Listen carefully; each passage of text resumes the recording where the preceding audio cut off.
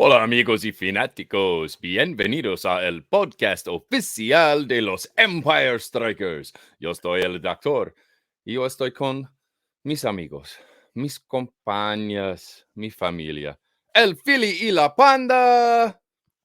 What's going on, Doctor? I love that panda in Espanol is still panda, so I get to keep my name. So, anyways, what's going on, everybody? We are here to bring you another podcast.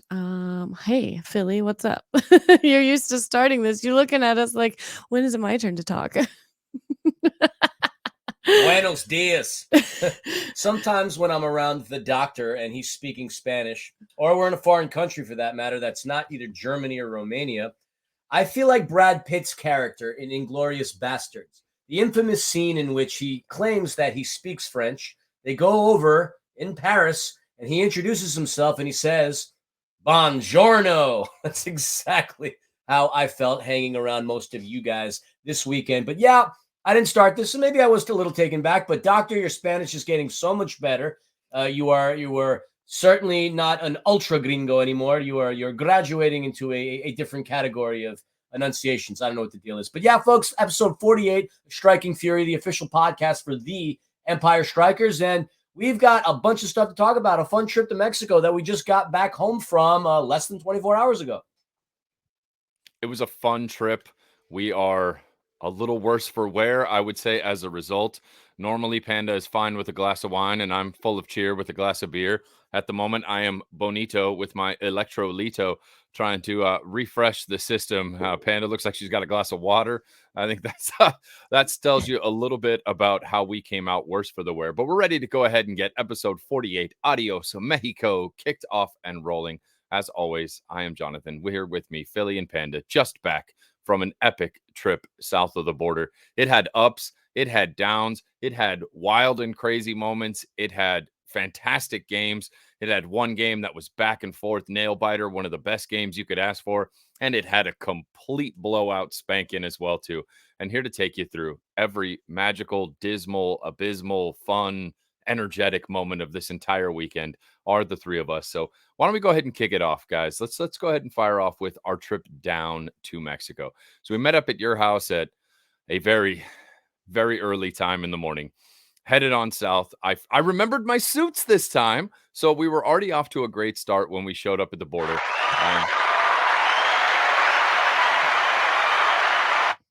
Panda, you got your first experience with the cross-border express. What'd you think about leaving through Tijuana, Mexico? Yeah, I mean, it was a little anticlimactic. I mean, you're in the US and then you're in Mexico, and it's just felt like you were just walking through an airport, a terminal, any other kind of thing that you would go through to embark on a different journey. So yeah, it was very cool though. I mean, I like that aspect of it. I mean, you're on one side of it, and your flight to Monterrey is like $300 more. You take a little walk across the border, and boom, it's like 75% cheaper. So I'll do that any day. It was actually nice. It's very nice facility. Tijuana Airport was very nice as well. I mean, yeah, I have absolutely no complaints. It was a good time. I mean, this is your second time, Philly. And how did it feel on your way there? The anticipation of getting to go on an away day is always awesome. I mean, getting the ability to travel, whether it be to Tacoma or anywhere else, San Diego, but obviously Mexico being cool. Heading over into Monterrey, a place where none of us have been to, meaning the three of us. That was exciting. Getting to cross through. It's funny when I saw a lot of comments on the off the wall chat. People were just like, "Yeah, I don't think you're able to just walk across the border." And yes, in reality, you are able to walk across the border because we are living proof of having walked across the border. We have pictures of it. You can Yes. do it. You can walk across the border. So once you cross into Mexico, things certainly you go from English to Spanish immediately. And like you said, that Tijuana airport, beautiful. And of all the places that we ended up finding, Panda certainly was fine in a bistro full of wine. Yes, we were. I mean, aside from getting food in our belly first, because we definitely needed breakfast, we stopped at a nice little winery, our little tasting room that's inside the Tijuana airport. What were your thoughts on that, Jonathan, being the sommelier that you are? So this is one of my favorite things about Aeropuerto Internacional de Tijuana is that they have the Cava de Don Chava, the cave of Don Chava, which sells nothing but Mexican wine, which I know a lot of people like have that record skip moment when they hear Mexico and then wine. Not many people realize there are actually some fantastic wine producing regions all over Mexico. This particular establishment really focuses on wines that come from Valle de Guadalupe in Mexico, which makes some killer wines. Although I've had some great stuff from all over Mexico. Querétaro makes some of my favorite Mexican wines, but I love the fact that this establishment features nothing but Mexican wines, many of which are not available inside the United States. And after a long drive and in preparation for a healthy flight, we were able to have ourselves a couple vasos de vino. And I think it kind of helped calm what was a very stressful morning as we're getting ready. All the players start filing in. Um, no issues getting anyone across into Mexico, which is already off to a better start than our last trip down, in which we had a couple players discover at the border that their visa issues kept them from coming into Mexico. But this time around, everything went swimmingly. Took a nice flight down to Ciudad Monterrey and arrived fairly late at night. Got a chance to check into our hotel. Really nice, beautiful hotel in Monterrey. Fantastic views. We were going to say this throughout the course of this podcast, but please head on over to Striking Fury's social media accounts, and you'll see a lot of tweets and retweets of some of the amazing sights and sounds of Mexico. It'll paint a much better picture than we can here on the pod, but it was a fantastic hotel. Went out that evening to Guerrero, which was a really cool restaurant where we got to it was what was it? El Way. Yes, was the first restaurant that we went to, which is a really cool street taco kind of establishment. Panda got her first taste of street tacos south of the border, and we went to bed and got up for what proved to be a pretty epic day in Monterrey, guys. Yeah, it was a lot of fun, and like you said, we, had some good tacos right when we got there. They were delicious, but yeah, you could definitely tell you weren't in Kansas anymore, and so that being my first time in Mexico, it was a lot of fun. I mean, we took our nice little walk over, we all got fed, and, yeah, the hotel was extremely nice, it really was. I mean, I really enjoyed that part of it. What were your thoughts, Philly? It was a nice hotel. Thank you, Philly. All right, way to paint a picture for us. It's gonna rain. It was a little Philly, chilly. Philly, why don't you go ahead and let the fans in on what was the biggest hindrance in your weekend from really being able to enjoy Mexico to its fullest? And my condolences, my friend. Oh, no, I mean, it's fine. I mean, we were in and about. We were screaming and we had time to shout. You had a broadcaster walking around with gout. Yes. Shortly after the Friday game in Arena Monterrey, I had a gout flare up. And for those of you who don't know what gout is, I'm not going to try to explain it. The nurse will, but picture having sprained your ankle and then having somebody repeatedly bang it with a hammer or jamming your toes. It has to do with genetics. It has to deal with consumptions of red meat. It has to deal with consumptions of adult beverages, all of which I certainly check off. And then obviously, not for a lack of exercise, because I'm there. Yeah, maybe potentially being a little overweight. Where's that? Yeah, that aspect of it. And I was fighting something all week long, but I managed to keep it at bay. 2 days before we were set to go, I felt a flare. I remedied it with a lot of water and some ibuprofen. Felt it the day of while we were at the winery, but still was able to remedy it. And then after the game against the Flash, got pushed over the edge. And you may see pictures of me walking around with a sandal wondering, is this guy crazy? Did he go out and have too much fun? And did he lose a shoe? Honestly, who throws a shoe? But Honestly. yeah, I'm still dealing with it. And I'm not as chipper as I normally am because, yeah, I just feel like somebody's repeatedly banging a hammer into the top of my foot. Well, Yeah. Philly, perhaps to change the subject for you a little bit. Why Yeah, I don't you wasn't going to talk ab- about it, but you put me on the spot, so I had to. Well, it is part of our experience, right? We're painting a picture for the fans. Why don't we paint a story of the squad? Because we didn't roll into Mexico with the same squad that we would have rolled into Toyota Arena with. So why don't you fill the fans on the omissions and additions to the lineup as we went a Mexico? Yeah, so 3 players that are a big part of our offense and defense, for that matter, could not make the trip. We'll start off with Adrian Perez. He had a conflict within his schedule. Adrian Perez did sign late to the team. So he did have a whole slew of other things that he was working on. So he had a conflict. That's why he was not able to make it. Next, we have the leader in assists in the MASL, and still after this weekend as well, I add, Mo NDI. He could not make the trip due to the fact that his passport hadn't shown up. Now, Mo NDI recently became a full-fledged United States citizen. So when he did the application for the passport, he would have thought that he would have gotten it by now. Unfortunately, he didn't expedite it, so he was still sort of waiting in limbo. So that's the reason why Big Mo couldn't make the trip. And then Gabriel Costa is getting married, also working on paperwork. So he was not able to cross the border just based on paperwork, visa issues, things that plague our league repeatedly and continually, something that we hope gets remedied here over the offseason and into the next. So without those three players, that was a big Achilles, a big detriment to our team. I mean, we were also missing Maicon de Abreu as well, because of, I believe, injury for him. So, I mean, yeah, those are four very key factors that we definitely could have used. Obviously because they're good, but also because of depth and just how brutal this stretch of games has been with travel and everything. So having extra legs on the bench would have been nice to switch out, but we'll definitely get into that in just a minute. But let's talk about who did go, because, this gave some people an opportunity to really get some minutes on their feet that might not have seen them otherwise. Yeah, that's a fantastic point. Kyler Moore, Noe Favia, Brian Quintanilla, Christian Alvarado, guys who have really helped bring the Empire Jets throughout the course of this season, ended up not being, with the Jets, and were able to get a chance to come on down with the Strikers. We had Hugo Magana Jr. there as well, too. Alvarado not make the trip, Doc. I have a name wrong. Alvarado did not make the trip. Excuse me. Fill me in. Who have I left out here? Ooh, let's see here. Kyler Moore's part of the team. Noe, who plays for the Empire Jets, a rookie, he came on. Brian Quintanilla, the captain of the Empire Jets, made the trip. Those two are really the only ones that I could tell you off the top of my head, because Alan and Hugo are big parts of the lineup. I remember last year we were only able to take one keeper in Chris Toth because Clayson couldn't make the trip due to visa issues. So Chuy Molina, the assistant coach, is the backup. But still that's five rookies. That's still five rookies heading south of the border.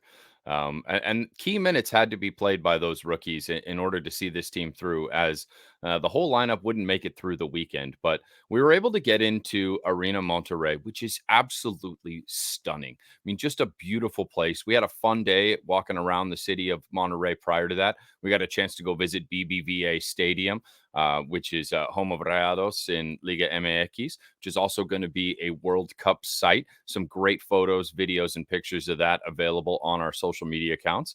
But we got into the arena and things did not go exactly as planned, folks. We have to give a huge, massive shout out to the folks at Monterrey for helping us get a broadcast online. There was a miscommunication, and we showed up sans a couple pieces of equipment that were needed for us to go on our broadcast. And the owner of the club sent someone to drive through rush hour traffic, clear across town, pick up the equipment, got back to the stadium in time to get us set up and on the air at our scheduled time. We owe a massive thanks to the folks at Monterrey. Not only that, they gifted Philly with a beautiful scarf autographed by the entire team. I got a matching game ball as well, too. As you can see here, if I can try and get the camera to kind of focus in on here, but got myself a ball autographed by the entire equipo from the Monterrey Flash team, which was a really touching gesture. They did so much in order to help us make our broadcast happen.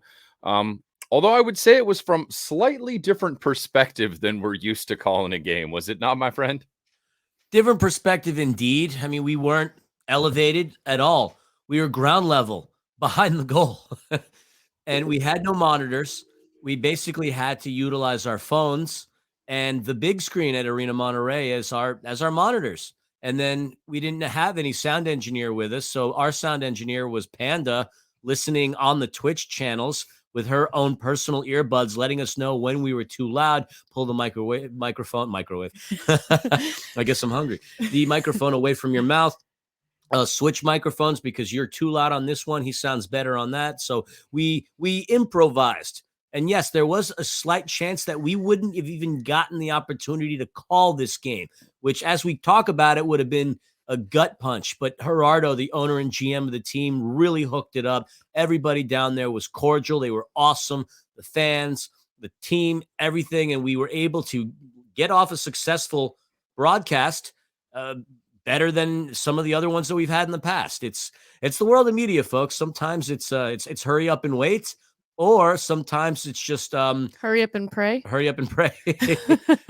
Yeah, it was We've been doing this so long that we've learned how to roll with the punches. So when you got to improvise, you got to improvise. The show must go on. Yeah, but I think a big shout out to everybody out in the Twitch chat, because they were real vital, especially in that first quarter, and kind of letting us know like what they were hearing and how it sounded. Even though I could hear it, it's just nice to have their feedback and be like, okay, is it good for you guys? Does it sound okay? What do you think about this? So I was just in the chat, just trying my best to make sure that they were getting exactly what they wanted, and you know what, you did. I mean, you guys, considering all the circumstances leading up to that, how you had to call it, with what you had to call it with, and just how quickly you had to be ready to do it, knowing that 30 minutes prior to the game it was not going to happen.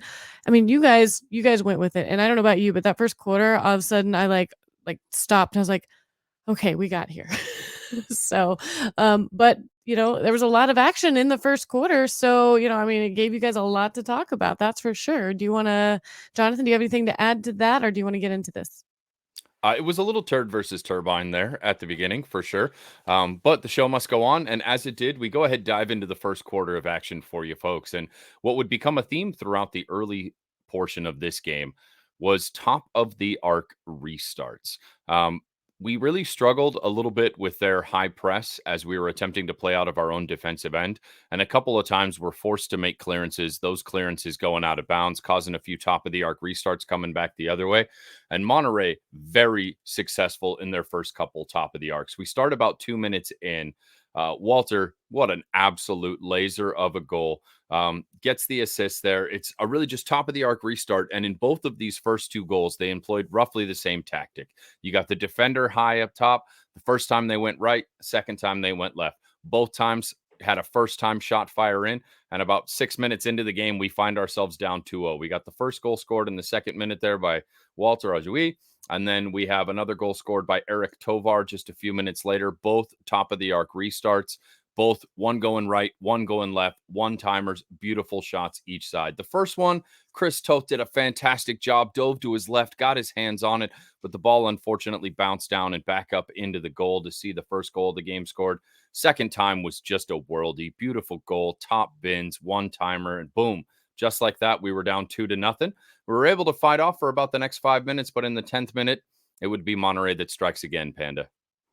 Yeah, we're going to see Israel Jimenez. He's going to get a toe poke from just inside the yellow. And, Toth was screened off the shot, and he couldn't get to the far bottom corner in time, unfortunately. And again, all too easy for Monterrey, 3-0. And you just feel at this moment that the strikers, they're just a little flat. They're just a little slow. I don't know. It's almost like a car on a really cold morning where you have to go and you have to start it to get it going. Like, we literally had just started the engine right when we got there, and it just wasn't quite warmed up yet, was it, Philly? No, it wasn't. And I mean, we need to talk about the flash just a little bit. The guys who scored, they aren't just regular indoor soccer players or football rapido players. Well, one person that we didn't talk about who actually got 2 assists on the opening 2 goals was Victor Quiros. For you members that have been part of the Ontario Fury for a long time, you're going to recall that name because Quiros was a member of this team. He signs on. The man's in his mid to late 40s, and he comes in, and he was on every single reset, every single restart possession, collecting assists. The guy who scored the first goal of the game, Walter Ayobi, this is a guy who spent nearly 200 games playing in Liga MX at the highest level in the country for Monterrey, for Adios. In addition to that, the guy played in the World Cup for Ecuador twice. Unbelievable stats. Piloto, the guy who you mentioned who scored the third goal of the game, this is a guy who's got an Olympic gold medal, having won it in the London Games, I believe, in 2012 for playing soccer. So this Monterrey Flash team, a good balance of veterans and a good balance of newcomers. In between the pipes, what was surprising to me, and he didn't really get tested too much within the first quarter, was Cristian Hernandez. Monterrey has one of the best goalkeepers in the history of the Major Arena Soccer League, and that's of Diego Reynoso. But head coach Mariano Bolela decided to opt for the rookie, which was fascinating. And we'll see, that might have been a death knell, a slight hammer into the nail of his coffin. More on that later. But Monterrey, a big time dynamite team. Last time they were in the league, they went 20-2. And by the way, folks, we've never beaten them ever. You might have thought a little bit of hubris taken by Monterrey by putting in their backup goalkeeper, assuming that we had never won in their stadium and that this game was going to be much easier than perhaps it ended being. Of course, throughout the course of that first quarter, quick 3 goals by Monterrey. We're sitting down, looking up 3-0 scoreline. Would have been really easy for the boys to phone it in at this point. Never having had success in the stadium, never having had success in mainland Mexico. Teams in the past might have just said, you know what, this one's already out of hand. But what I love about this Strikers team right now is that each one of these guys, they're fighting for each other at this point. And you could just see that there was a moment of this game has not gotten away from us. We need to get back in it. And throughout the course of that second quarter, we did. We fought off, or I would say, we got ourselves a power play late at the end of the first quarter that bled into the second, helped the momentum swing back our direction. Monterrey gets a huge penalty kill there. But then at the 7:25 mark, you've got P finding Tayu inside the box. P does a great job getting himself some space.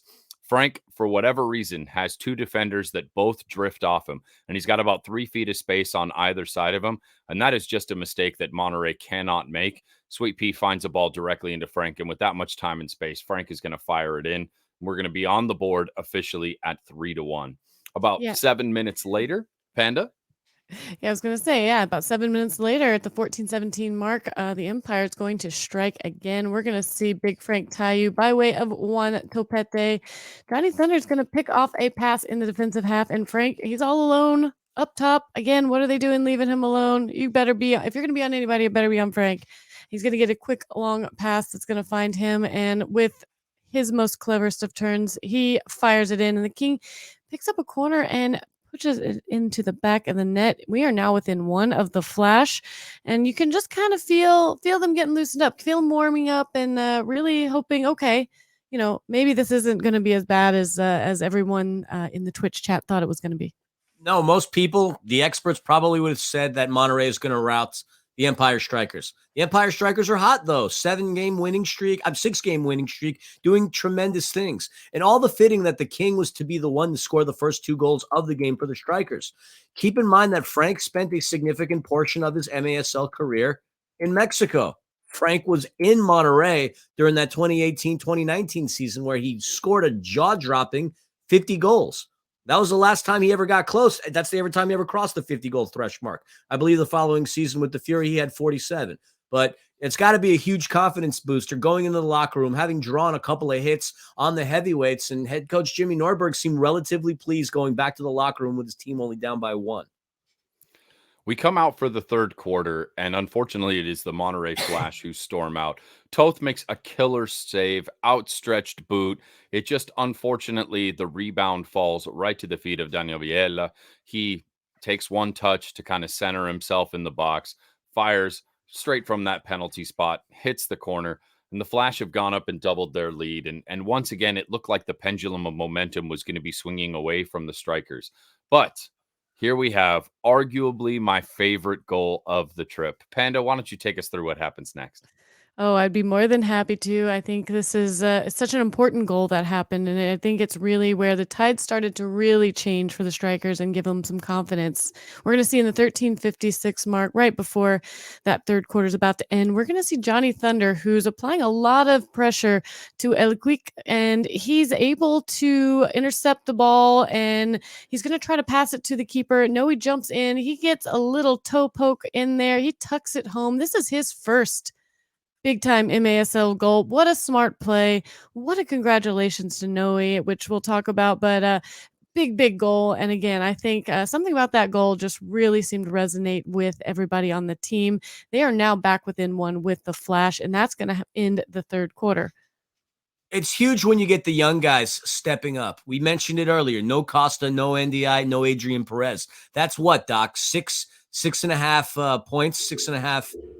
What was the unit So of if measure? you add up Perez, Costa, NDI, Maicon de Abreu, you're looking at 6 points per game that we were missing from the lineup in this game. That's that's a healthy amount of points per game that we're unfortunately unable to make the trip to Monterrey. But I loved the pressure Johnny Thunder applied there on El Quique. El Quique just turns and tries to feed the ball back to his keeper, and the intelligence from the young player, no, if in order to just jump that pass and tuck the ball in as the keeper was looking to play it out was brilliant. And you could see from the reaction of the players on the pitch to his first goal how much this meant. And at a time in which these boys needed to come together and rally, to have a moment like this in the middle of it to put us within one goal was massive. And with that, we head into the fourth quarter trailing by just one. It would not take very long into the fourth quarter for none other than Sweet Pea, assisted with a Berto bump, would get the game all tied up at 4. We have a Wallace Scora attempt from Franck to Justin that gets deflected inside the box. Palmer's able to get a tightest of touch on it to feed the ball out to Pacheco. He fires into the back of the net. Tie game. You and I both go absolutely bonkers in our position just next to the goal at the other end of the arena. And with that, brand new game. We move on. Things are going to start going our direction, right? Well, yeah. I'm saying yeah because that's the best way to describe it. Now, you talk about Topete. One thing that I wanted to bring up so we don't forget, because this is a rather controversial moment. Topete playing great defense. Picking up that errant pass from Rosas to get the first assist into Franck, awesome. Then the pressure he applied to El Quick was awesome too. I mean, here's a guy who was a starter at the biggest club in Mexico, Club America. Him applying the pressure. He almost had himself a goal too, though. There was a play in which he got a nice header from Palmer, I believe, and Topete headed it, and it appeared to go by Christian Hernandez. They were calling for a goal. No goal. The officials went back to the monitors to watch the replay, something none of us had the ability to do, not on the big screen, not on the game broadcast. By the looks of things, I thought that ball crossed. Needless to say, it did not. I feel that Topete was robbed of a very well-earned goal, but we did end up tying it. And as you said, it didn't take long for the Flash to get back onto their high horse. Believe What me, that made was that just the first of many little roadblocks that were going to be thrown the Strikers' way in that fourth quarter. We're going to get, I think there's like a flurry of blue cards that are going to happen at some point against the Strikers, and I'm just so proud of this team for what they did. I mean, that I guess Alan Perez, he got a blue card at the 3:41 mark for tripping. Then we're going to see the Monterrey Flash. They're going to get a yellow card for dissent on Eric Tovar, and then in the 5:15 mark, we are going to see Monterrey Flash. They're going to go up a goal by way of Edgar Flores. He's arguably probably the goal of the game, I think, in your guys' opinion. He's going to find Flores, Iovi is, and he's going to make a run down the corner with a sensational dime. Chapita 5 holes, Chris, with a beautiful shot. What were your thoughts on that goal, Doctor? Give us Seeing Iobi thread that dime, that was one of the best passes we have seen in an indoor game in a while. I mean, completely diagonally cross pitch, perfectly catches Edgar Flores mid-run. He's able to control it one touch and not even break stride. I mean, it was one of those goals that even though it was against us, you just have to kind of stop and go, wow. I mean, I think it was the goal of the game for me. I thought it was just the most beautiful looking play and build up into it. The dime from Iobi, the finish from Chapita goes 5-hole on Chris. Chris goes slamming into the metal corner of that goal, which was right in front of us. And he was slow to get up. And I'm thinking, oh no, not another goalkeeper injured south of the border in game one. But Toth was able to get back up, flash storm out to the lead.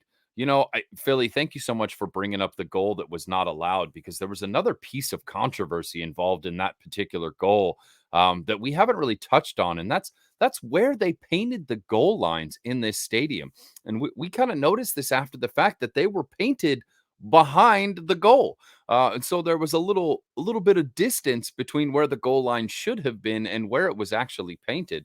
I believe MASL actually retweeted out that save as a great save. But if you go back and look at it, you can see the ball get trapped under the keeper, and it pretty clearly crosses into the goal. And I guess what they couldn't see was whether or not it crossed the line completely, but the line's painted in the wrong spot. And it looked like it definitely should have been given a goal, but that wouldn't be the first time we faced a little bit of adversity from the officiating.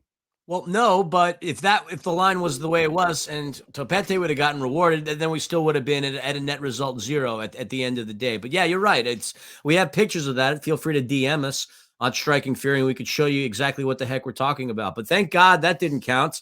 Wish that Topete's goal would have counted, and that would have been fantastic. But we said it. Ayobi, 43 years old, by the way, folks. He is older than me, yet still playing That's at a old. pretty high. Yeah, thank you very much. Still playing at a very high level. So very, very impressive work from the Ecuadorian international. But this fourth quarter was nuts. It was back and forth. Your turn, my turn. It didn't take long. Nestor Hernandez had a nice pass to Berto. Berto connects with Franck. Franck has some wide open space in front of him with only Christian Hernandez there to boot. And then the King, boom, nails himself a hat trick in the house that he scored 50 goals, against a team he scored 50 goals against. And booyah, off to the races. And then we had a Berto bump earlier in the game. We get ourselves a Berto bomb here at the 9-minute 45-second mark. I can look at this right. It's at the 8-minute mark. John, pay attention to your notes here. You still got some tequila in your blood? What's going on? I'm You found your ties. exhausted. I'm exhausted. You guys got home at 12:45. I then had to turn around and load up my car and drive back home. And so I probably didn't get to sleep until about 1:30 this morning and had a lot to do here with my first day back after being gone for 10 days. Because, of course, I was in Mexico on vacation prior to all of us going to Mexico to call these past 2 games. So I've been out of Los Estados Unidos de America for a while here. So I had a lot to do today, and I'm sorry, guys. I am exhausted. We also got started a little later tonight, so our apologies, folks, as I stumble through this. But at the 8-minute and 1-second mark, we got a shot from Sweet Pea. Gets blocked as it's heading into the goal. Berto collects inside the box with a high boot, fires up into the top right corner, and at this point, we took the lead, and I was ecstatic. This team had fought all the way back through some adversity and found the lead, but adversity was going to find us again, was it not, Panda? Absolutely. I mean, like I said, they're going to throw some roadblocks in our way. And at the 9:23 mark, we're going to see a blue card given to Franck Tayu. And I don't know. I don't think it was a blue card. What? Soft. What? Oh, yeah. No, you're right. Sorry. My head was already on the Cisse play. My bad. Go on. Are you asleep too? Yeah, I guess we're all asleep behind the wheel. I mean, we got in at 1 a.m. this morning. Do you have gout in the brain? I probably had gout in the brain for longer than I've had it in the foot. Well, either way, it seems like kind of a complete nonsense blue card because there was a man in front of the attacker. Common foul, but I mean, hey, at this point, I think they might be throwing everything at us to kind of throw us off our game. So that's going to give them a power play. Thankfully, nothing's going to happen with that. We're going to see at the 9:44. Actually, this is like the second. Are there 2 times during this game where we go down to 3, or is it just one? Just 20 some odd seconds into the power play, as we're attempting to defend man advantage, a shot goes in and it fires off of what was decided to be the arm of Izzy Cisse. Now, Philly, this happened 5 feet from us. And you could see as he turned, his arm is in on his body. His hands are in on his body, tucked in. And did the ball hit off of him? Yes. It goes off of his midsection, hits him as it goes by, and spills over to Tothu collects. A challenge flag is thrown. They go back, and they decide to award a penalty shot based on this play. And I have no idea how that's the call. His hand is at his side. It happened 4 feet in front of us. We could see it clear as day. Izzy makes a sharp turn as the ball comes in order to see it over into the boards. It comes off his belly, rolls across his arm that's tucked into his body, and goes into the wall. And somehow, despite the fact that no video replay we've seen of this from any angle was the least bit decisive, a penalty shot gets given. And this is the kind of adversity teams have to face when you go down and play in Monterrey. I mean, I'm right in assuming if the refs don't call this as a blue card, a handball or whatever, and then you throw the challenge flag, you have to, like you said, there has to be definitive evidence to overturn their original call. Am I correct? You are correct. And Okay. what ended up happening was mad sus, folks. I'm just going to say it right now. It was sus. I don't I didn't see it from 4 feet in front of me when it happened live. I mean, yes, the ball does hit his hand, but it hits his hand against his body after it deflects off his chest, and The I've funny never thing seen is, that if call. his hands had been out to the side in an unnatural position, it wouldn't have hit them because it hit stomach. Like, Right? It had would have he gone under it if that was the case. yeah, had he had him out to the side trying to block it, it would have hit, like, his rib cage because that's kinda right where his elbow, arm were, so, yeah, mad sus, and, unfortunately, they're gonna give him a penalty kick for that. Ooh. And with that, none other than Luis Angel Mendoza, El Quick, has just the most vicious, perfectly shot, well taken pen. I mean, I got nothing I can say but praise for what I saw from El Quick. I mean, aside from the one poor back pass to his keeper that got picked off by Noe, he had a pretty remarkable game offensively. Defensively, he was really swarming as part of the press as well, too. He did a great job. You know, he got caught in one situation where really he was rotated out of the position he should have been anyway. He should have had another defender there, Mark and Noe. So it's hard to put him too much at fault for the back pass that gets picked off. But this pen from El Quick, my goodness, just authoritative, vicious, lethal. It was unstoppable. I mean, Toth did the best he could to get over there. I think he might have even got a hand to it, but it He was did. hit with such ferocity. It went right past him. And with that, we've surrendered the lead. We're Oh, tied. no, sorry, we're at a 6-6 tie now. Yeah, We're so, yeah, tied. surrendered the lead to a tie. Yeah, one And, final shot, one final save by Toth to end regulation. And we'll spare you the 10 minutes worth of drama that we had to deal with during overtime because we still have another game to talk about. There were no goals scored. So we're heading directly into a shootout. And just by the luck of the draw, it just so happens that the Empire Strikers are the team to strike first. And the player to strike first, the man who's got some of the sweetest moves on the team. That's right, Jesus Pacheco, better known as Sweet Pea, has a nice play in which he absolutely gets one, a nice shot past Christian Hernandez, and that's certainly a confidence booster. You could hear the boys from where the heck we were screaming and shouting, Sweet Pea drawing first blood on Christian Hernandez. We are up 1 on this shootout.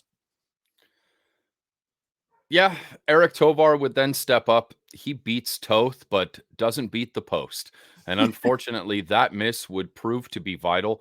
You did gloss over overtime, and I know you want to keep it quick, but I do have to go back and just point out that there were 2 complete nonsense blue cards given up against the Strikers there in overtime as well, too.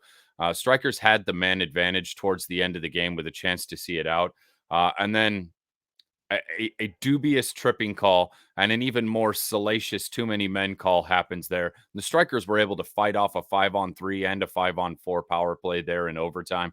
And I was really, really impressed. In a game that could have been very easy to give away, 5-on-3s are almost never True. unsuccessful. And the fact that the boys were able to fight off those 2 spoke to the defensive unity that they had there in overtime, which was sensational stuff. But moving on, we do come out of the first round of the shootout with the 1-goal advantage. That would prove to be pivotal.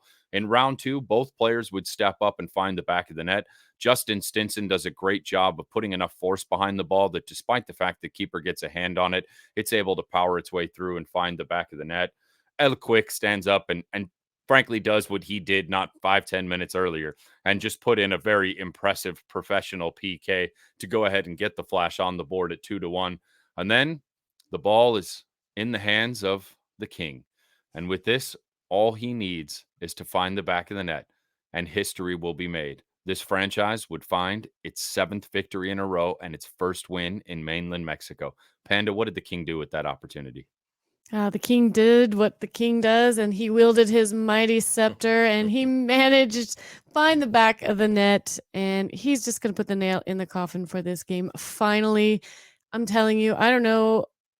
I know that they were tired because they worked really hard, but we were exhausted. That's all I'm going to say. And I was just so happy, though, for Frank. I mean, you could tell how happy he was to be the one to, kind of win the game, have the game winning goal, if you will, if you want to call it that. And man, I could not be prouder of these boys with everything they had to overcome from starting from behind, from all the travel that happened, to get to this game and, everything that was thrown at them during the game that, just didn't seem that fair. And to be honest, but oh my gosh, I don't know. What were you guys thinking at that point? Were you thinking at all? I don't know. I mean, there was a lot happening in those moments. I lost my mind, and I had no more energy. I was at a Red Bull, so by the time the shootout was done, I was gassed, just like the players.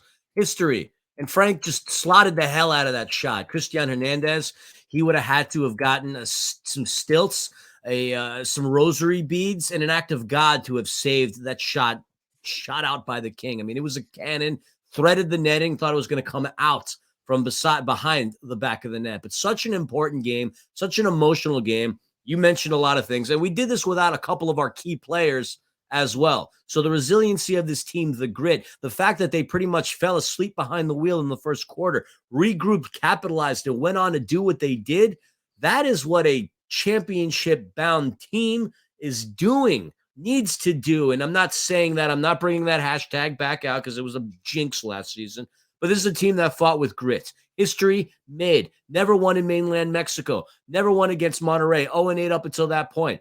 Finally, to get a win in Arena Monterrey in a huge 20,000 cavernous arena that, a legend was made that day, and that of Franck Taillou, sharing the same grounds as the likes of the Freddie Mercurys and some of the biggest rock stars on stage, the biggest rock star in the Major Arena Soccer League, sealed, signed, delivered that victory to us. And what an emotional, unbelievable game. It was awesome. And a rookie, too, getting his first goal of his career. There's so many cool key elements. It had all the drama in it. And if you had the opportunity to watch that game, you were treated to a spectacular, spectacular match of indoor soccer. If you haven't watched it, you obviously heard the outcome, but go back and watch that game. It was nuts.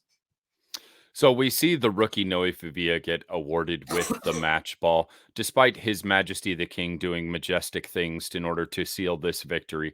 Noe gets the game ball signed by the whole team, awarded to him for his first ever goal. There was about 10 or 15 kids waiting outside the locker room, begging to get an autograph from Franck. We were so touched by the emotion of that we actually went to the owner of the Flash, got a ball from them, had it signed by the entire team, and got it awarded to those young boys as they were waiting outside to take a picture with Franck, which was a really special moment to see the look on their face when we presented that ball to them. They were so appreciative. Just a really touching moment. So we head back to the hotel. It's time to get dinner, except everything is closed in Monterrey. Because the game went overtime and penalty shootout, there was not a single place left to eat in the entire city of Monterrey that was still open. So we had ourselves a nice 7-Eleven El Oxo dinner, which did not prove to be the greatest thing, as we were supposed to get up and have a nice healthy day of travel. And the healthy day of travel turned into a very unhealthy day of travel, as it took us 13 and a half hours to get from Monterrey to Chihuahua. We had 4 flights, an emergency landing and refueling in Puerto Vallarta, which sounds lovely, an emergency stop in Puerto Vallarta, except for the fact that we were stuck on a tarmac the whole time in the sweltering tropical heat of PV. So we didn't really get a chance to even look outside the aircraft, as they made us all close our windows during the refueling. So we didn't even get a chance to look out and enjoy the view from the tarmac. It took us from 8 o'clock in the morning until 9:30 at night to finally arrive in Chihuahua. The boys got a very well-earned and fantastic dinner there in where we stay in Chihuahua, a place known as Distrito Uno, District 1. It's filled with a ton of fancy shops, great restaurants. We finally got a chance to go to bed and wake up and get ready for a game day. But we woke up to some pretty depressing news the next morning, unfortunately. One of the stars of this team so far, a man who's in the middle of having the best season of his career, Adam James, unfortunately came down with a non-COVID related medical emergency. He had to be taken to the hospital with the team doctor, and was not going to be able to play that evening. And that really put an emotional damper on the entire day. Yeah, of course. I mean, non-COVID medical scenario is never a fine thing. It happened abruptly and out of nowhere, but thankfully they were able to do what they had to do. I mean, we'll give you more information on that later on, but yes, not having him right off the bat, that obviously screwed up a lot of the emotions that we had. And I really want to mention one quick thing, that 13 hours worth of traveling. Like, you hear about how every team gets to travel and all that other stuff, but even on us who are not athletes, people who just stand up and talk into a microphone for a living, it was exhausting. I was beat tired. We didn't run at all, yet I was as fatigued can be. I couldn't even imagine what these well-conditioned athletes felt like because they were pretty darn tired too. So you couple that in with the omission of one of your best players, one of your better players, and that's going to obviously have a detrimental impact on your team. But alas, it's still next man up. But we're already lower on numbers. Well, yeah, and aside from that, there were also, a couple people, definitely feeling a little under the weather. I'm sure from the travel, being stuck on a plane for 4 hours, with everything circulating, that woke up, not feeling great. Was that on Thanks, purpose? Philly. Yeah. Wow, you might be one of them. But, I mean, I can't imagine coming off the heels of that crazy game, spending, 13 hours traveling, getting emotional news that you have to deal with and feeling under the weather, like, just so many things. And I know they say, "Oh, well, good teams find a way to win, in these circumstances and everything." I'm like, I get it, but sometimes there's just a lot going on. And, I just my heart goes out to those guys because they really were dealt, a whole bunch of obstacles to overcome on this trip from start to finish, to be honest. But let's talk about Chihuahua. I mean, I know you started to allude to that, Jonathan. I know we talked about that the day they woke up and how everyone's feeling. But yeah, let's talk about the game, the setup. You guys have done this before. Tell everybody how that little broadcast excursion goes. Showing up at Corner Sports Arena is really unique because you leave Distrito Uno, which is this incredibly affluent, they call it the Beverly Hills of Mexico, right? Ferraris parked in the driveways. I mean, it's a really nice area. And you drive into kind of the middle of a community. You're right in the middle of all this housing. And you show up at Corner Sports Arena, which is more reminiscent of a YMCA than it is reminiscent of an arena. A bunch of outdoor fields where they were playing girls flag football. They have a tiny little cantina slash, restaurant there that makes like wings and chicken strips. I mean, it's a very NFL sort of geared environment on the outside there as there's this flag football game going on. And you go into Corner Sports Arena, which is basically a warehouse that's got some scaffolding style seating on three sides, and then the pitch, which is sandwiched right up against the other wall there. From the perspective of the cameras, you sort of see the pitch, and then what is I mean, when we say the bench, it is a bench. That's there's not even a bench there for them to sit on, right? I mean, the players have a couple folding chairs back there. They have to share it with the cheerleading squad there in Chihuahua as well, too. So Nice it's tactic on their part. yeah, smart Distracting, move yes. by Trying to distract Savage. the players. It's a savage move from them, to be honest. But Hi, it's Chihuahua. it is a very intimate arena. It's a tiny field. The fans are right on top of you. They are deafeningly loud. They have drums and music and everything going and Lights and craziness. and we get to climb up an I-beam into a makeshift platform that typically holds their spotlight operator in order to broadcast the game. Now, I do have to say they've added a few more seats this year.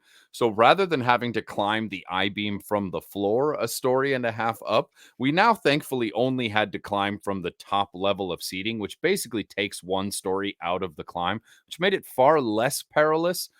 For me, at least this year. Of course, you have Panda dressed to the nines, Philly with one shoe on, one sandal on with his gout flare up, trying to climb up these stairs. It was it's a unique experience for sure. And when you're up there, they had a little table set up for us this time, but it is a little, for a person like myself that's not so great with heights, it's a little interesting to call a game from up there.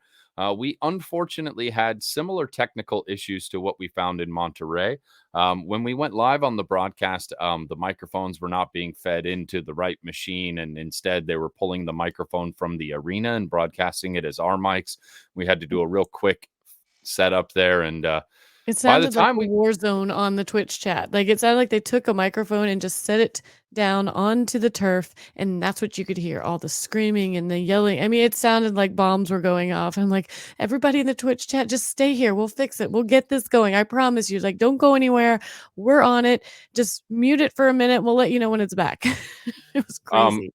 I think what they really got to see was a very accurate portrayal of what the sound in that arena is like for those first 2-3 minutes of the broadcast, where it is just deafening and chaotic and explosive. That's pretty much what being in that arena is like. I don't think the broadcast really paints a great picture of how astoundingly loud that arena is. I mean, my ears were ringing for hours after the game. You almost get that like that dull headache that sets in from the noise. Players can't communicate with each other. Coaches can't communicate with the players. Coaches can't even stand where they can watch the game. And speaking to the coaching staff after the game, they said they could probably only see 30% of what happened because there's not enough space to fit players and coaches. And with the players coming on and off, the coaches have to stand behind them. And at that point, they can't even see the game as to what's going on. So you're at an extreme disadvantage in this arena as an away fan, not to mention being shorthanded, emotionally shorthanded,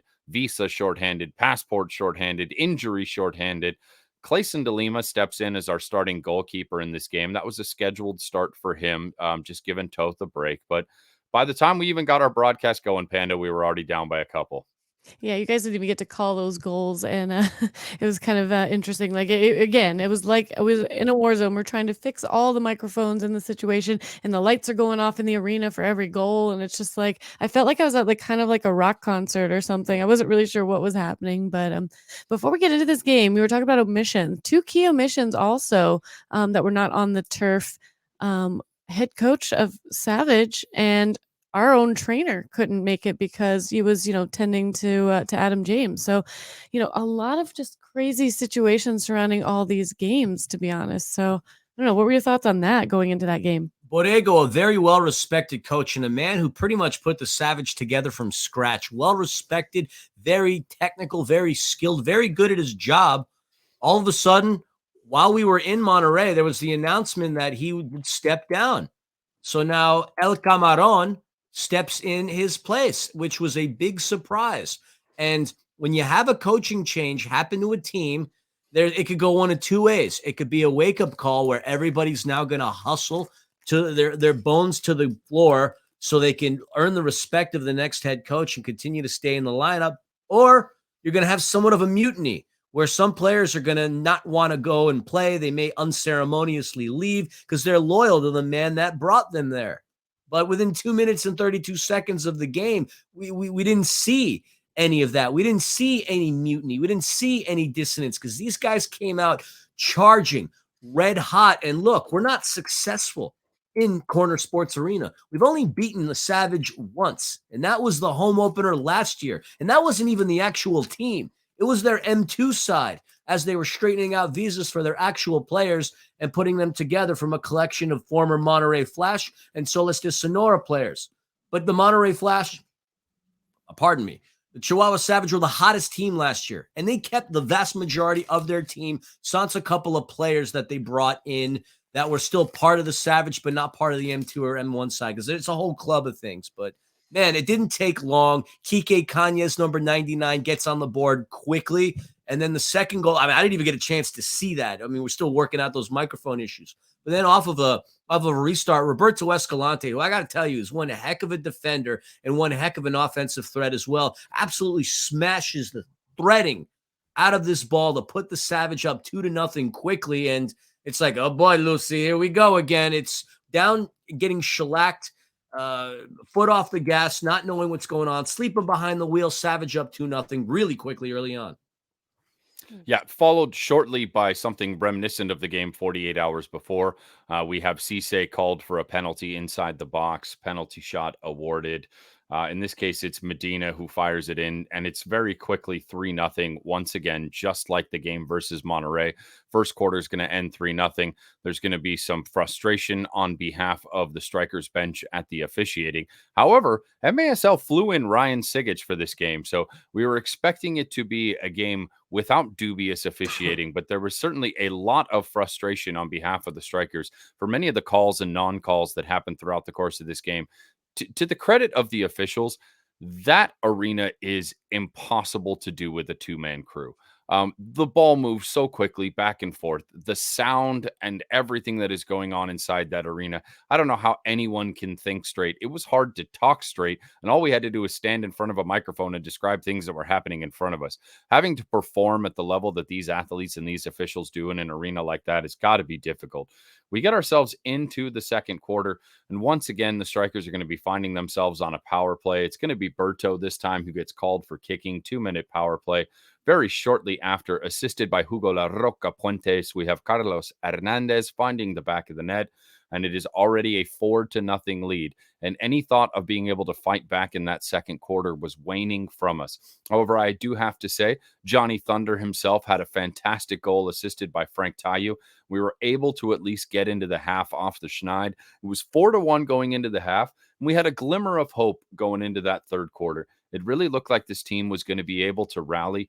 We have Franck coming out shortly thereafter in the third quarter, assisted by Justin Stinson, cut the lead in half. It's 4-2. It went from 4-0 to 4-2. We're storming back, right? We're taking this game. Here we come. Let's go, Strikers. 4-2 quickly becomes... Quickly, we have 7 unanswered goals that come through right after that. So the game pretty much was a wash after that. But it was exciting for a quick moment. And interestingly enough, you had Berna Valdivinos, a really good keeper within his own right, starting and playing the first 2 quarters of the game. From then on, Camarón decided to go with Ivan Terry Munoz to go into the second half. Now, what we know about Munoz is he didn't look great the first 6 games of his Chihuahua Savage career. He absolutely got annihilated. I think he had a 1-5 record and then pretty much sat out, didn't get another start. He would come in periodically, but he's a great keeper. And the Savage have this luxury of being able to platoon their keepers, and they do that, utilizing Valdivinos and then utilizing Munoz. Normally what they would do is they would have Berna, Munoz. So they would go 1 quarter on, 1 quarter off. This time around, it was all Munoz.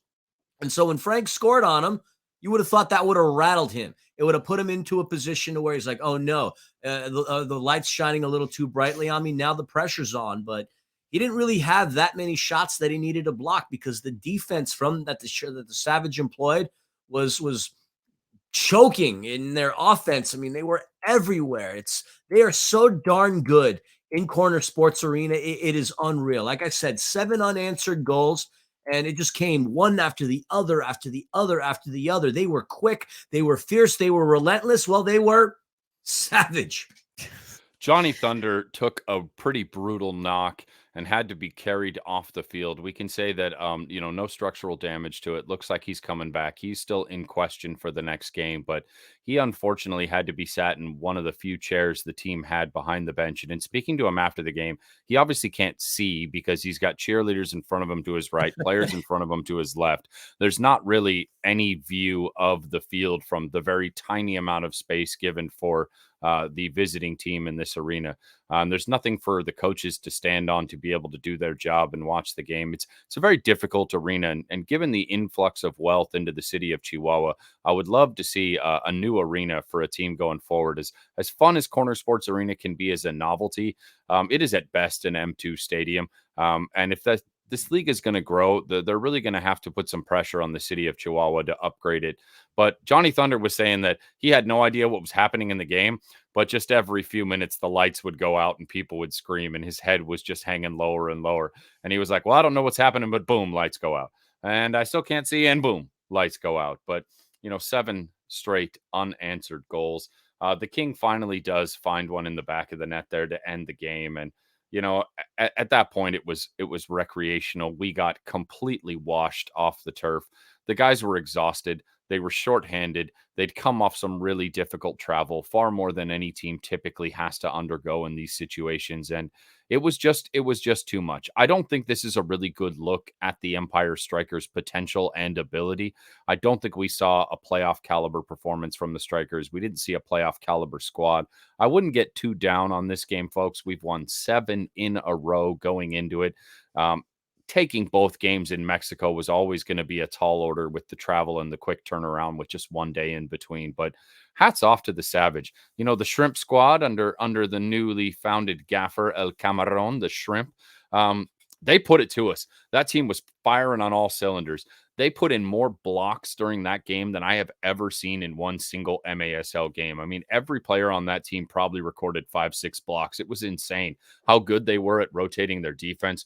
I was incredibly impressed with Adrian Miller marshaling their defense around left and right and making sure players were in the right position. There was just nothing we could do to move the ball forward or to get a good look. Flaquito, their captain, the way he moves that team around as well too. And you know, we come out of it pretty thoroughly spanked. And the guys, I think, at that point had a very emotional, very physical, very draining few days. And, fortunately, we had fairly few issues coming back the next day. We got to crash out there that night, have a very long, restful day in Chihuahua where everyone kind of got a minute to just look at the place around them. We got some good news coming out of the hospital from Adam that he looks like he's in a much better situation than he had been 24 hours prior, and spirits really lifted for the guys. And I thought that was a great day of team bonding that they got to have together in Chihuahua.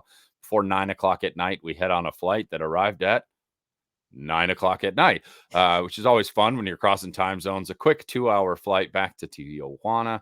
We had a long, healthy drive back, and we got in the wee hours of this morning from Tijuana. And there we go. We got our first ever points in mainland Mexico. We come back 1-1 on the road trip. I think you guys, I'd have to call it a success from a standpoint of the team. I'd have to say some of the chemistry building that took place throughout the course of it, I was pretty happy with. And we'll see how the rest of some of the lesser things that happen down there transpire as we move forward, guys. Yeah, I mean, it certainly was its own kind of a telenovela down there in Mexico. There were a lot of things to talk about. A lot of content was produced in way of entertainment. I can tell you that. I mean, it was fun. I mean, my first time in Mexico was definitely one that I will remember. Lots of things to talk about, but I don't really want to think about it right now. I actually want to think about what's in front of us because we have a really important game about to happen on Wednesday. And yeah, I mean, what are your Billy? You haven't said a whole lot, and that's fine. You've been over here kind of blowing your I was snot just out. waiting for my turn to talk about the game. Well, we had All I wanted to say before, like we kind of head in the direction of this thing going off, was the fact that, yeah, I'm going to echo your words on the fact that this wasn't a good result for our team. But we come off one of the greatest wins of our franchise's history directly into one of the worst losses of the season. And that's okay. That's okay because, yeah, we're going to go ahead in and play San Diego on Wednesday. A victory there would be tremendous. I'll take the L in Chihuahua to get a W in Toyota Arena against the Sockers to end their streak. Well, the last thing I just want to say about Corner Sports Arena, well, a couple things. Jorge Rios Pareja, their leading scorer last season, got his 100th goal. From an MASL stats perspective, that's a pretty cool thing. Not a lot of players get to hit the centennial mark when it comes to goals being scored. He managed to hit that. Only played 2 games this season because he was hurt. Guy had a career year last year, and hey, he gets awarded with his 100th goal. The people there were fantastic. We rolled off out of the booth and onto the turf. Kids are coming up to us. Bunch of boys surrounded you, wanted to take photos, and I don't blame them from there. We ended up getting a ride from Johnny Topete's sister-in-law back to the hotel, which was really awesome as well. Certainly appreciate that. And I love going down to Chihuahua. Some of the nicest people, some of the fiercest supporters. And while the turf in Corner Sports Arena is awfully small looking, don't be fooled. That is a very loud and ruckus environment and probably one of the best places in the Major Arena Soccer League to see the game. There, that is all I wanted to say. Carry on. We come back north of the border, some injuries to players, some injuries to coaches, and we are going to have to face a difficult task in coming up against the San Diego Sockers on Wednesday, folks. This pod should probably come out right around game time. We are going to do our best to try and get it out tomorrow, so you have a full day to listen to it before we go into battle with the Sockers. One thing to the benefit of Empire, we should have the likes of Mo NDI and Gabriel Costa back. That is the league leader in assists and rookie of the year front runner. Gabriel Costa. I don't even know if I should put the question mark behind front runner. He seems to be running away with it at this point. Certainly a lot of season left for him to continue to prove himself. Those are 2 massive additions back into this team. Some home cooking, a chance to rest and get back acclimated to it. And we are looking for a fierce battle with the Sockers. It would be really nice to just put them down a peg. The rhetoric coming from them and obviously the performances coming from them as well too are things that I think I speak for 13 franchises across this league when I say it would be really nice to just see them come down a peg and lose on the road against their rivals at Toyota Arena, a place where the Sockers have been incredibly successful historically in this run they've had over the past couple seasons. You're not wrong about that. I mean, when you have a team that's as successful as them, they're going to have a bullseye on their back, and everybody's hungry to hand them their first L in, geez, what's a very long time. The last time they had any kind of an L was at the hands of the Chihuahua Savage in the Western Conference Finals last year. They ended up beating Chihuahua 6-4 in a controversial game recently at Pechanga Arena. But the more wins you get, you got to imagine, the more pressure builds up. I've seen this throughout plenty of sports. The road to go undefeated in a season can make teams buckle under pressure. And the timing is really what is the question. When's that going to happen? When are they going to buckle under pressure? I'm telling you this, and call me a homer. Duh, you're listening to the official podcast of the team that we call games for. I absolutely want to be the team that knocks them down a peg. And I got nothing but love and respect for that organization because they've done tremendous things. But I'm sorry, we want to win too. So that being the case, we're going to go into Toyota Arena on Wednesday with the expectation and the ambition to go out there and, well, send the Sockers down south with their first L of the season. That would be amazing. So nice. Didn't we hand them their last regular season loss as well? So it would be nice to bookend their regular season losses with, with our organization. I think that'd be nice. And I think everybody on Wednesday, if you're not a Sockers fan, whoever you are, wherever you're at in the MASL, I think you're going to be a Strikers fan. I think everybody's ready to see it. I think it's time to just show that, they are beatable because we know they are. And I think our organization is going to be the one that can finally do it. And I'm glad it's a home game. That's for sure. We already should have won a game this season against San Diego down in Pechanga Arena. That's true. We know the reasons that we didn't come home with that. We've discussed that a lot on this show. We're going to goldfish and move on to Wednesday, where it's tough competition anytime they come into town. They're an incredibly well-marshaled team with a lot of talent on it, but I think they're hitting us at a good time. I think we've really got a team that's fighting for one another, that's been through some adversity already, especially over the course of this last weekend. And I think we're going to see a very different performance from the Strikers versus San Diego in Toyota Arena this time than we saw last time. Hopefully something more reminiscent of that very close game that ended up going in overtime to San Diego down in Pechanga. That's not the only news that dropped this week. There's some big news involving our players and some big news involving our sideline reporter and voice of the Empire Strikers, none other than Christian Philly Philemon, and Amanda the Panda Philemon will be the co-hosts of Goals and Boards this week with Gio and Sans Brad. Woo! Where's the applause? Congratulations to the two of you guys. Well, I mean, we're second best because let's give credit where credit is due. You were the first of the three of us to go on Goals and Boards, and rightfully so. In addition, we did plug in the fact that you were going to be on MASL on Monday today, but due to Ian Bennett's scoring streak getting broken, you got bumped by IB26. And I can't say there'd be too many people that would bump you, but if there would be anybody that would, it would be IB26. But I appreciate you plugging that. Check out Goals and Boards on YouTube. But hey, next week the doc's going to be on with Alex Bastiavansky, so you're finally going to get to see these two titans of media content creation have a nice conversation. So, here we are, the Striking Fury podcasters and the Empire Strikers broadcasting team going out there and mingling with everybody else. And that's what it's all about. I love this MASL community. I love everybody within indoor soccer. And yeah, that's Goals and Boards should be fun on Thursday. Not only are our broadcasters and us doing some amazing things and making some great appearances, but our players, they are making some appearances on the leaderboards and on the stat sheets that actually should receive some accolades, don't you think? I agree. So let's give a big shout out first to it's my turn. It's my turn to be to losing the speak. We're gonna give a big congratulations to oh my gosh, how rude.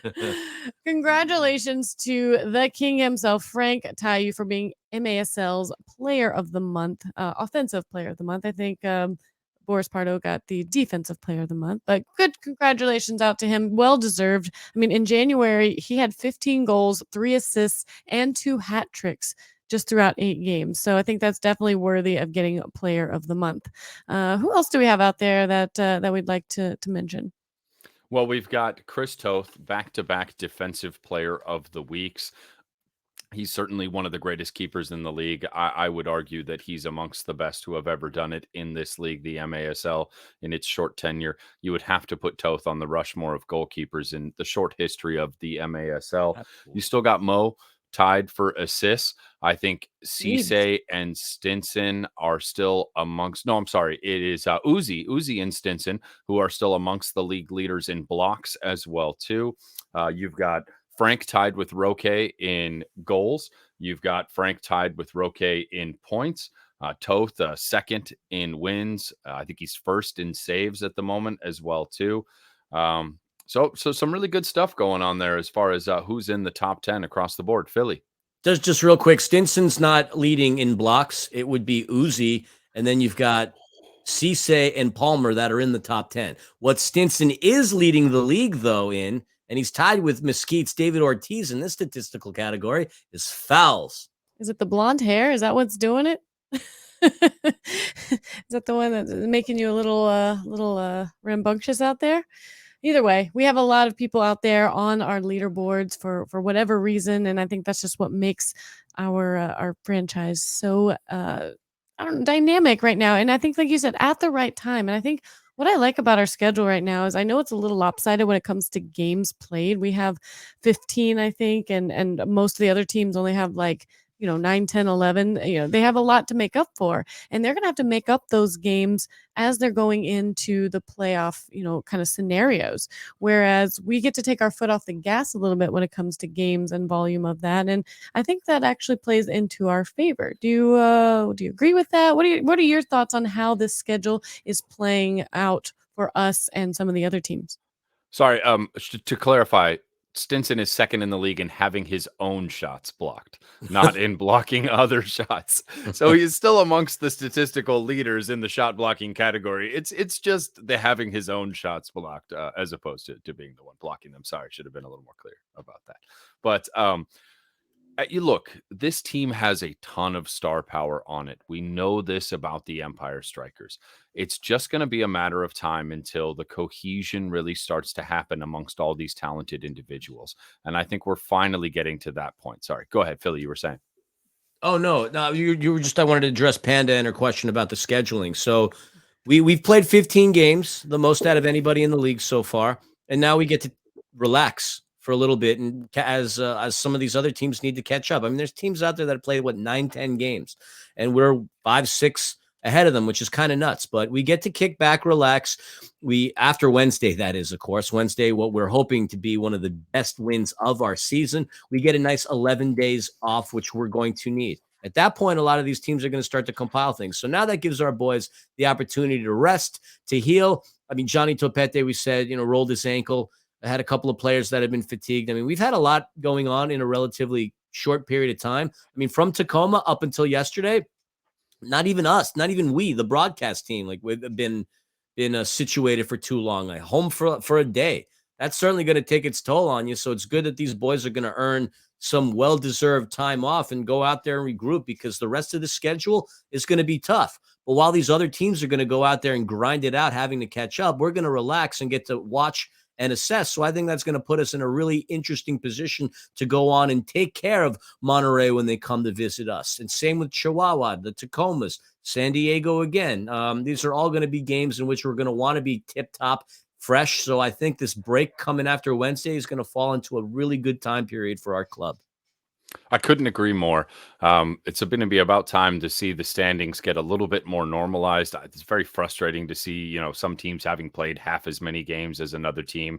And I mean, how do you assess the schedule or the standings at that point? And so, we've been kind of relying on points per game and points dropped as some other people like to look at it. So, now hopefully we'll start to get a roster and a standings that looks a little bit closer to the reality that we'll go into the playoffs with. There's some really scintillating news circling around our franchise in the rumor mill as well too, with particular players that could be coming in. Really hoping that we get to add a few rocketing additions to the lineup as we get ready to get into the second half of the season. We'll have another pod out for you guys next week, recapping our performance versus the Sockers. I am slated as of now to be on MASL Monday next week. If, another Canadian cannon doesn't shoot me out. Of course, we have Philly and Panda who will be on goals and boards this week. So you'll be getting a lot of content from Philly, Panda, and myself, even throughout the course of this 10 days in which we are not going to be calling the game. But we'd like to thank you guys all for listening to our episode back from Mexico. We just have one final thing to say to you all. Strike hard. Defend the empire. No mercy. Take it away, Gogol.